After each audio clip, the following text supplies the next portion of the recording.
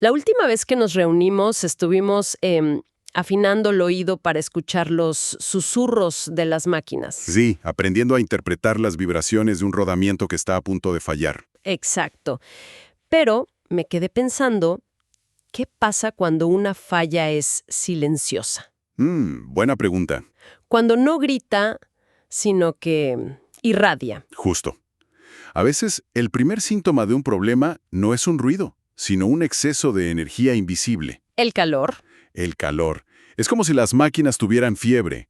Mucho antes de empezar a quejarse con ruidos, su temperatura sube. Oye, entonces vamos a cambiar el estetoscopio por una herramienta que nos permite ver ese mundo invisible. Totalmente.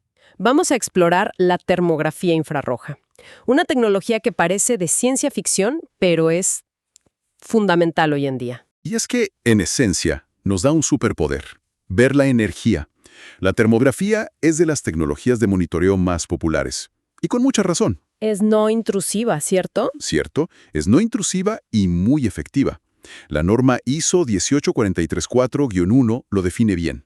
Básicamente, mide la energía térmica que emite una superficie, La radiante. esa misma, y la convierte en un mapa de temperaturas, lo que llamamos un termograma. Claro. Pero no se trata solo de ver el calor, sino de entender la historia que nos cuenta esa energía. Ok, a ver, vamos a desglosar eso. Porque cuando uno piensa en termografía, se imagina esas imágenes icónicas, casi psicodélicas. Ajá, los colores. Sí, con colores que van de azules fríos a rojos y blancos intensos. Pero me da la impresión de que no estamos viendo la temperatura directamente, ¿verdad? Ese es el punto más importante. Y fíjate, es el origen de los errores más grandes en este campo. ¿Ah, sí? Es fundamental entender esto. La cámara infrarroja no ve la temperatura. O sea, no es como un termómetro a distancia. Exacto. Lo que detecta es la energía electromagnética infrarroja que irradia una superficie. ¿Y la temperatura entonces qué es?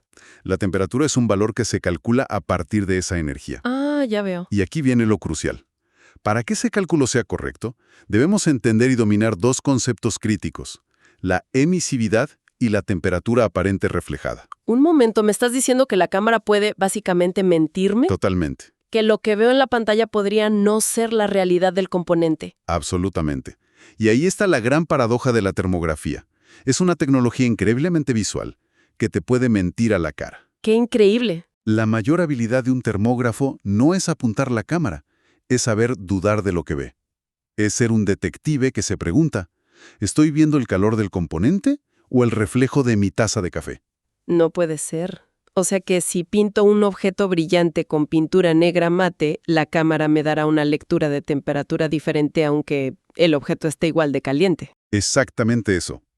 La emisividad, que se representa con la letra epsilon, es la eficiencia con la que una superficie emite energía. Ujú. Un cuerpo negro, un objeto teórico perfecto, tiene una emisividad de 1. La pintura mate se acerca mucho. Y el metal brillante. Ahí está el problema. Una superficie metálica, pulida, brillante, tiene una emisividad muy baja, a veces de 0.1 o menos, Y eso significa que... que actúan como espejos infrarrojos. Uno de los documentos de Mobius Institute lo dice clarísimo: cuidado con la reflexión. Entonces es como intentar medir qué tan caliente está una olla de acero inoxidable brillante solo mirándola. Es la analogía perfecta. Podrías estar viendo el reflejo de una hornalla encendida al lado, no el calor real de la olla. Justo eso. Y ese reflejo, esa temperatura del entorno que rebota, es la temperatura aparente reflejada. Claro. Si no configuras bien la cámara para compensar eso, ella asume que todo el calor es del objeto, y ahí es cuando un motor sano puede parecer que está a punto de explotar. ¡Wow! ¡Qué delicado! ¿Sí? Solo porque refleja el calor de un tubo de vapor que pasa por encima. Entendido. Es una herramienta poderosa, pero hay que saber usarla para no terminar persiguiendo fantasmas. Exacto. Y hablando de no perseguir fantasmas, ¿qué otros factores del mundo real pueden arruinar una inspección? El entorno es clave. Me imagino que el viento, por ejemplo. El viento es un ladrón de calor. Puede enfriar la superficie por convección y enmascarar un problema real. O sea que algo que debería estar caliente se ve frío. Correcto. Una conexión que debería estar a 80 grados por el viento podría parecer a 50, y pensaríamos que todo está bien. Y la lluvia, el sol. ¿También? La radiación solar directa puede calentar superficies y generar falsos positivos. Y hay otra limitación importante. A ver. La termografía no ve a través de la mayoría de los sólidos. No ve a través de un panel metálico de un gabinete eléctrico. Ah, claro. Mide la temperatura de la superficie del panel. Exacto. No la del componente que está adentro. Bien, con todas esas advertencias en mente, ¿dónde aplicamos esta visión de calor para evitar desastres? Empecemos por la parte eléctrica, que parece ser la aplicación estrella. Sin duda. En sistemas eléctricos, las fallas casi siempre anuncian su llegada con calor. Una conexión floja, por ejemplo, ¿Qué pasa ahí? crea una alta resistencia eléctrica en un punto muy pequeño. Y por la ley de Ohm, esa resistencia, al paso de la corriente, genera calor. Mucho calor. Mucho.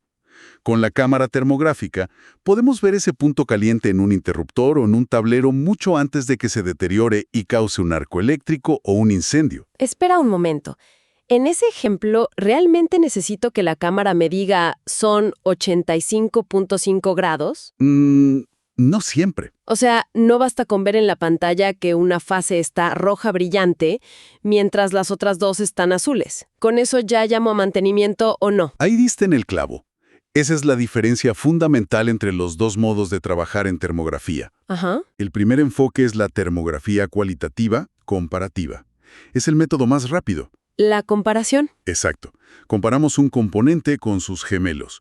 Si un motor está visiblemente más caliente en el termograma que los otros tres a su lado, sabemos que hay un problema. Nos dice, aquí hay algo que investigar. Justo.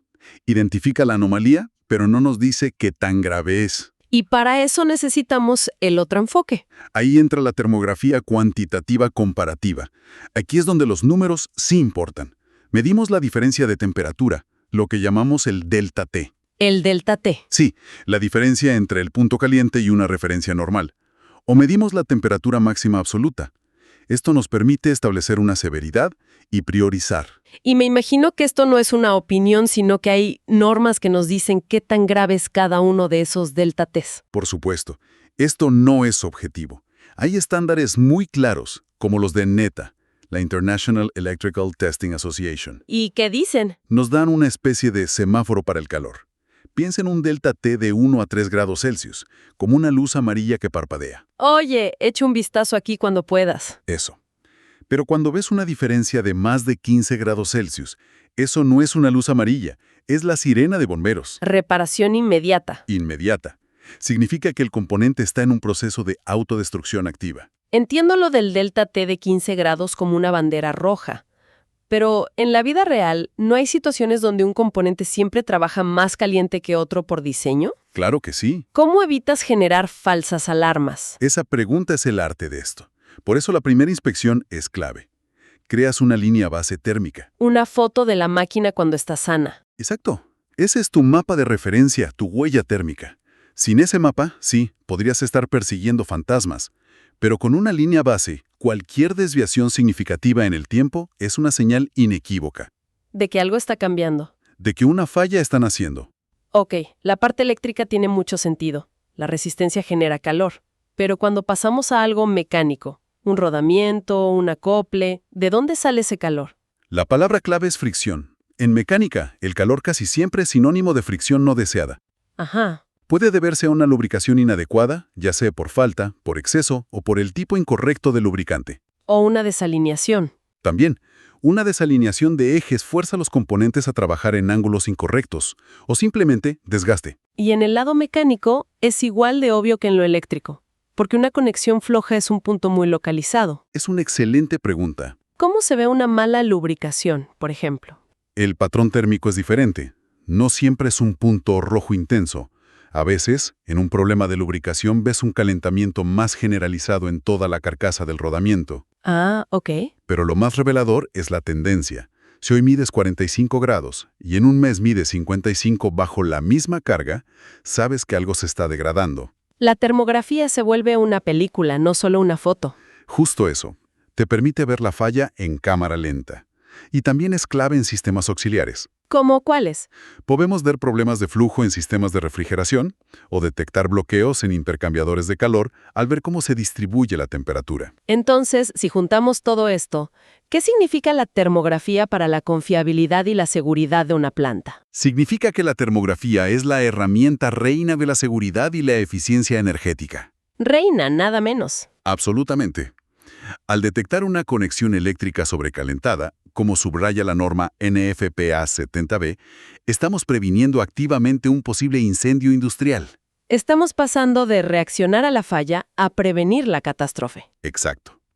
Es un cambio de mentalidad. Y en cuanto a la eficiencia energética, que es un tema cada vez más relevante. Es una herramienta increíble. Podemos escanear kilómetros de tuberías o las paredes de un horno y ver al instante dónde haya aislamiento defectuoso. Pérdidas de energía masivas. Y una de las aplicaciones más rentables con un impacto directo es la inspección de trampas de vapor. Trampas de vapor suena muy específico. ¿Qué hacen exactamente? Pensemos en una trampa de vapor como un portero. Su trabajo es dejar salir el agua, el condensado, pero mantener dentro el vapor caliente, que es energía pura. Entiendo. Si la trampa falla y se queda abierta, se escapa todo el vapor y estás perdiendo dinero a chorros. Si falla y se queda cerrada, el agua se acumula y puede causar un daño tremendo al proceso. Me encanta la analogía. Y con la termografía podemos ver si el portero está haciendo su trabajo. Exactamente. Vemos la diferencia de temperatura entre la entrada y la salida. ¿Cómo sería? Si funciona bien, la entrada estará caliente y la salida un poco más fría. Si ambas están igual de calientes, la trampa fuga vapor. Si la salida está fría, está bloqueada. Es un diagnóstico de segundos. De segundos, y el impacto económico es brutal.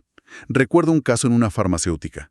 Tenían una fuga de vapor en una trampa, pequeña, del tamaño de un puño. Y nadie le daba importancia. Nadie.